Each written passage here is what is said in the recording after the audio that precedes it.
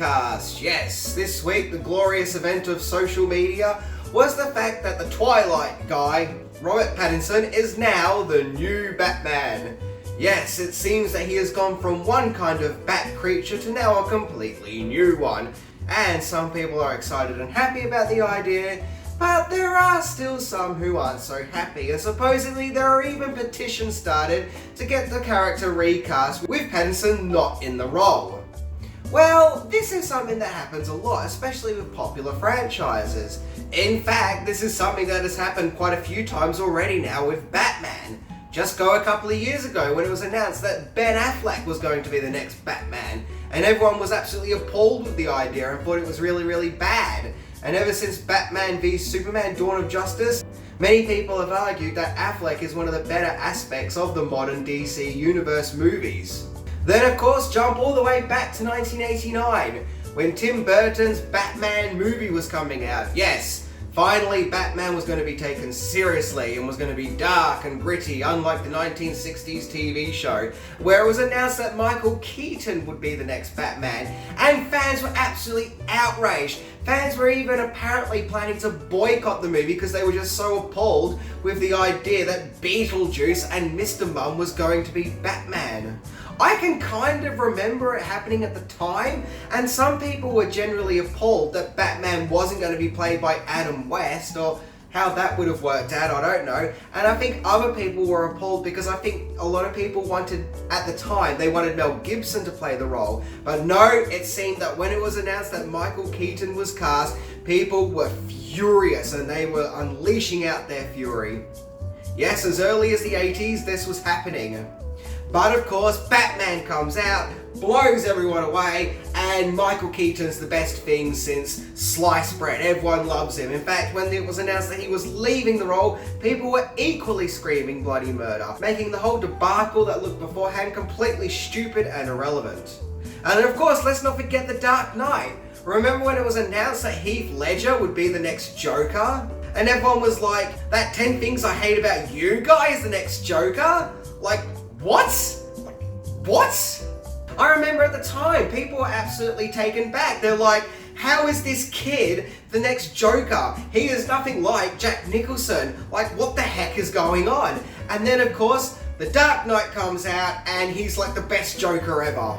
And it seems that Batman isn't the only DC character that goes through this. I can remember a few years ago when Gal Gadot was cast as Wonder Woman, and once again, a lot of people were angry about that, and that generated a lot of backlash. I don't know why. I think she's absolutely perfect for the role. But even more interesting, there have been some castings that even the creator of said franchise or said story haven't been happy with. Case in point, the 1994 movie Interview with a Vampire. When it was announced that Tom Cruise was going to be playing the main villain, the evil vampire Lestat, none other than the author of Interview with the Vampire itself, Anne Rice, was absolutely appalled and outraged with the casting.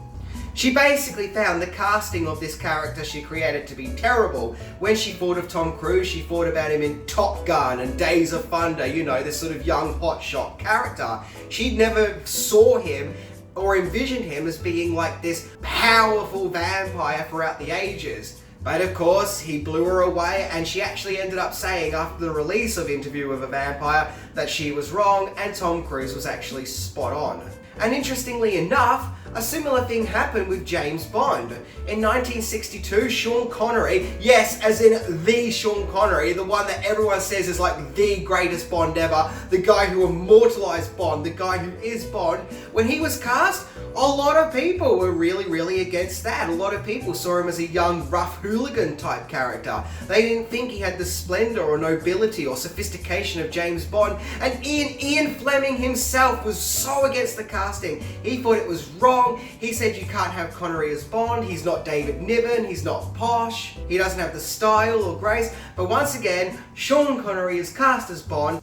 And Fleming loves the performance so much, when he would go on to write a future Bond novel, he actually changed Bond's backstory and appearance to suit Sean Connery. Like, he made him come from Scotland and changed his appearance to having dark hair and dark eyes because he loved his performance that much. In fact, James Bond is a very, very difficult character, because then in 1969 it's famously well known that George Lazenby was then cast as Bond, to which the press famously hated him and always attacked him, from everything from his Australian accent to his longer hair and longer beard that he had after filming. Yeah, he had a really tough time. No one suffered the worst than Daniel Craig. Oh my word, back in 2005, when he was cast as James Bond, that guy went through hell. People were saying he can't be Bond, he's not good looking enough, he has blonde hair, he's too short, he looks too rough and rugged, he doesn't look anything like Pierce Brosnan, and same with Michael Keaton. Then came the threats of boycotts. People were saying they're never going to watch Bond again, they won't go and see the film unless Pierce Brosnan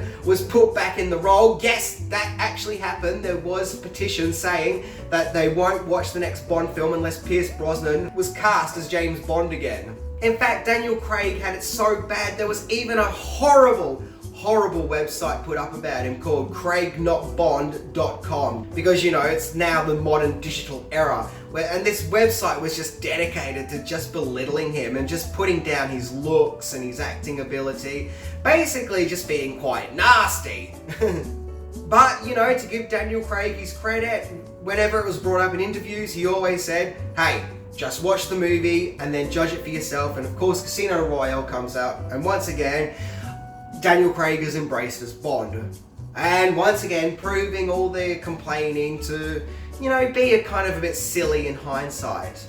But hey, I'm not just saying that we should just take every bit of casting as is and give them all a chance, because there have been some particular times where I think that fan complaints have been justified.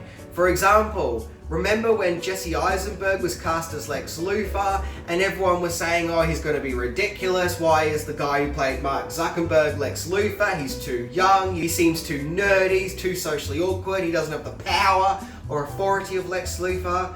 Well, it seems in that case, the backlash was kind of justified, because once again, Batman v Superman came out and it seemed that, you know, for lack of a better terminology, he was pretty awful in the part. In fact, has Jesse Eisenberg's career ever fully recovered after playing Lex Luthor? I can't really think of anything big that he's done since then. And I can remember back in 1991 when the biopic about the Doors came out, and the surviving band members of the Doors weren't happy with Val Kilmer's performance. They said he didn't have the kindness or the poetry of Jim Morrison. He was more just like Jim Morrison the drunken buffoon, or Jimbo the clown. Apparently when that film was in its production, there were several names thrown around as to who could play the role of Jim Morrison, from Jason Patric to INXS frontman Michael Hutchence. Although I personally think that Kilmer was great in the role, and that was more of a thing to do with maybe the script than the performance. So what do you guys think? Should we take all casting with popular franchises with a grain of salt? Should we all automatically give them a chance? Or should we be vocal and say, hey, we don't think this is right? So let me know about another time when someone was cast that you felt the backlash was quite negative, in which you felt like there was a very positive and great performance that came out of it, or vice versa. If there was a time where you felt like this person was wrong for the role and they proved you right. Leave a comment in the comment section and let me know, of course. Alright, see ya!